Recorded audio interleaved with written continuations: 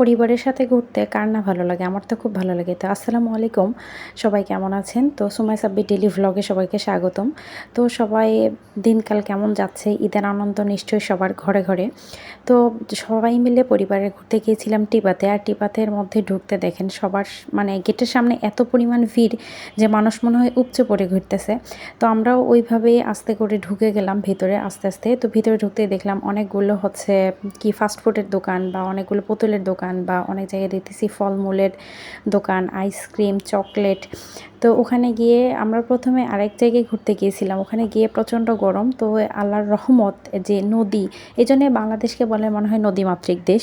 তো নদীর কারণে টিপাতের দিকে এসে দেখলাম একটু হলেও ঠান্ডা আছে। নদীর যে একটা ঠান্ডা হিমেল হাওয়া দিচ্ছিল। তো এসে দেখলাম খুব ভালোই লাগতেছে। আর মানে নিচে নামতেই দেখলাম অনেক বালি আর পানি শুকিয়ে গেছে, পানি অনেক নিচে নেমে গেছে। তো আমরা সেখানে খুব সুন্দর করে দুই ভাই বোন মিলে মজা করে ঘুরতেছিলাম। আর বালির উপরে পা দিতেই দেখলাম বালি প্রচণ্ড গরম হয়ে আছে আর আমি জুতাগুলো খুলে রাখছি। এই যে আকাশে দেখেন খুব সুন্দর কয়েকটা পাখি উড়ে যাচ্ছিল। তো আমি জুতা খুলে আসছি, পায়ে আমার হঠাৎ করে দেখলাম একদম দুই পায়ের অবস্থা খুব খারাপ, জুতার পরে থাকতে পারতেছিলাম না। এই জন্য ভাবলাম একটু খালি পায়ে যাই। খালি পায়ে গিয়ে পদ্মার পানিতে নামছিলাম, খুব ভালো লাগতেছিল আর পানিও বেশ ঠান্ডা।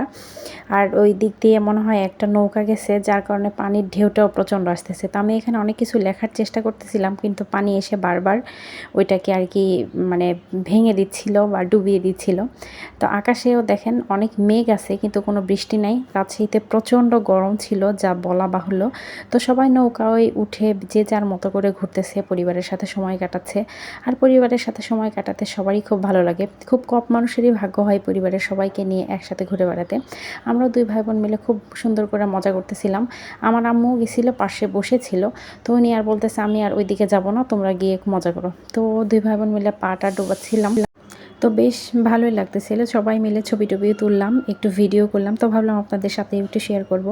এই যে দেখেন পানিগুলো খুব সুন্দর। তো পানিটা নিয়ে পাটা ডুবিয়ে নিয়ে এবার উপরে উঠে আসতেছি। বারবার উঠতে পারতেছিলাম না, বালুর মধ্যে পা আর কি বসে যাচ্ছিল। তো এইভাবে আস্তে, আস্তে উপরের দিকে উঠে গেলাম। এই যে ও জুতা খুলে ফেলছে, ওরও জুতা পরে নিল।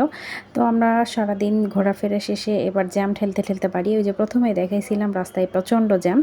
তো আমাদের ঈদ ভ্লগ এই পর্যন্তই। সবাই ভালো থাকবেন। আল্লাহ হাফেজ।